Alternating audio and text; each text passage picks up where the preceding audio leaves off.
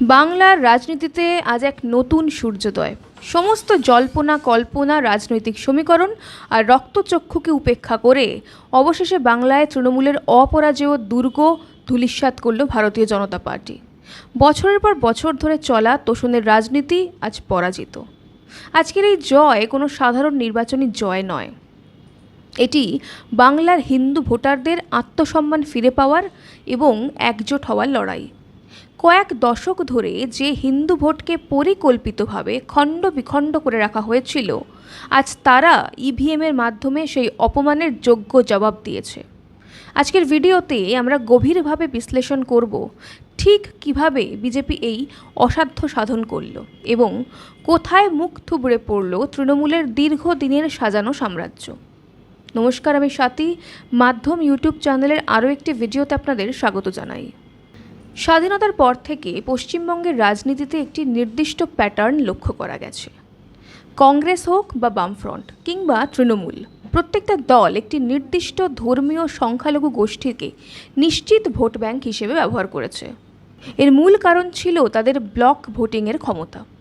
এই নির্দিষ্ট ভোট ব্যাংককে খুশি রাখতে গিয়ে উন্নয়নকে গৌণ করে তোষণ বা বিশেষ সুযোগ সুবিধাকে প্রাধান্য দেওয়া হয়েছিল।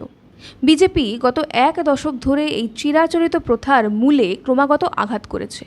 তারা মানুষের কাছে এই বার্তা অত্যন্ত সফলভাবে পৌঁছে দিয়েছে যে একটি নির্দিষ্ট গোষ্ঠীকে বিশেষ সুবিধা দিতে গিয়ে বৃহত্তর সমাজকে অর্থাৎ হিন্দুদের বঞ্চিত করা হচ্ছে। আর এই বৈষম্যের বোধই সাধারণ মানুষের মধ্যে পরিবর্তনের আগুন জ্বালিয়ে দিয়েছিল। বিজেপির এই জয় কোনো মিরাকেল নয়, বরং এটি সুপরিকল্পিত রণকৌশল এবং কঠোর পরিশ্রমের ফসল। এর প্রধান কারণগুলো এবার একে একে আমরা আলোচনা করব। বাংলার রাজনীতিতে হিন্দু ভোট আগে জাতপাত মানে এসসি, এসটি কিংবা ওবিসি অথবা ভাষা বা আঞ্চলিকতার ভিত্তিতে ছিন্ন ভিন্ন হয়ে থাকত। বিজেপি এই বিভাজনকে উপড়ে ফেলে এক বৃহত্তর হিন্দু পরিচয় বা ইউনাইটেড হিন্দু আইডেন্টিটি গড়ে তোলার ওপর জোর দিয়েছিল। তারা বোঝাতে সক্ষম হয়েছিল যে হিন্দু ভোটাররা যদি একইভাবে আর একটা সম্প্রদায়ের মতো একজোট হতে পারে, তাহলে কোনো রাজনৈতিক দল তাদের মানে হিন্দুদের অবজ্ঞা করার সাহস পাবে না। এই যে কাউন্টার পোলারাইজেশন, এই কৌশলটাই কিন্তু তৃণমূলের দীর্ঘদিনের জেতার সমীকরণকে তছনছ করে দিয়েছে। বিজেপি এই নির্বাচনে খুব কৌশলীভাবে প্রচার করেছিল যে ভোট ব্যাংক নির্ভর রাজনীতি মানেই হলো উন্নয়নের সুফল থেকে সাধারণ মানুষকে বঞ্চিত করা। তারা তথ্যের ভিত্তিতে এটা জনগণকে বোঝাতে পেরেছিল যে কেন্দ্রীয় সরকারের বিভিন্ন প্রকল্প, যেমন উজ্জ্বলা যোজনার গ্যাস সিলিন্ডার, পিএম কিষাণ নিধি বা পিএম আবাস যোজনা কোনো বিশেষ ধর্ম দেখে নয়, বরং কেবল প্রয়োজনীয়তা দেখে বন্টন করা হয়। এই বৈষম্যহীন উন্নয়নের ধারণাটি সাধারণ মানুষের মনে গভীরভাবে রেখাপাত করেছিল। মানুষ বুঝতে পেরেছিল যে সম্মানের সাথে বেঁচে থাকার জন্য কোনো বিশেষ তোষণের রাজনীতির অংশ হওয়ার প্রয়োজন নেই। বাংলার ক্ষমতা দখলের লড়াইয়ে মতুয়া এবং রাজবংশী সম্প্রদায়ের ভূমিকা ছিল অনস্বীকার্য।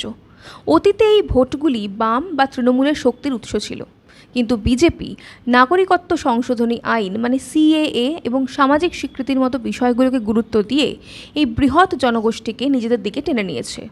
এটি তৃণমূলের দুর্ভেদ্য দুর্গে সবচেয়ে বড় ফাটল ধরিয়েছে। তৃণমূলের রাজনীতির একটা বড় স্তম্ভ ছিল নিচু তলায় ভীতি প্রদর্শন, কিন্তু এবার কেন্দ্রীয় বাহিনীর নজিরবিহীন সতর্কতা এবং বিজেপির বুথ স্তরের কর্মীদের পাল্টা প্রতিরোধ সেই ভয়ের পরিবেশকে গুড়িয়ে দিয়েছিল।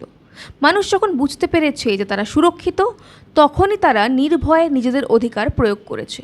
আর তার প্রতিফলন দেখা গেছিল ভোট বাক্সে। বিপুল পরিমাণে প্রায় 93% কাছাকাছি ভোট পড়েছিল এবার। বিজেপি কেবলমাত্র তৃণমূলের সমালোচনা করেই থেমে যায়নি, বরং তারা একটা শক্তিশালী বিকল্প রোড ম্যাপ দিয়েছিল। তারা আশ্বাস দিয়েছিল যে লক্ষ্মীর ভাণ্ডারের মতো জনপ্রিয় প্রকল্পগুলো বন্ধ করা হবেই না, বরং সেগুলোকে দুর্নীতিমুক্ত আরও ভালো করা হবে এবং আরও স্বচ্ছভাবে জনগণের কাছে পৌঁছে দেওয়া হবে বেশি টাকা। এই গ্যারান্টি সাধারণ ভোটারদের দুশ্চিন্তা দূর করেছে।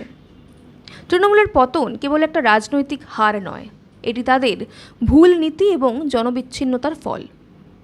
কেন তারা এই ভরাডুবি সামলাতে পারল না, তার মূল কারণগুলো আমি বিশ্লেষণ করেছি। এক এক করে আপনাদের বলি।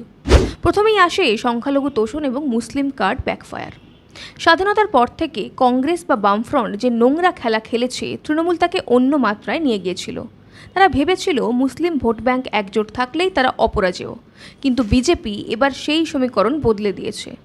তোষণের রাস্তায় না গিয়ে বিজেপি হিন্দু ভোটকে এমনভাবে সংহত করেছে যা তৃণমূলের কল্পনাতেও ছিল না। বিজেপি প্রমাণ করেছে তোষণ ছাড়াও কেবল জনসমর্থন দিয়ে বাংলায় জেতা সম্ভব। দ্বিতীয়ত, সাংগঠনিক অবক্ষয় এবং গ্ল্যামারের প্রাধান্য।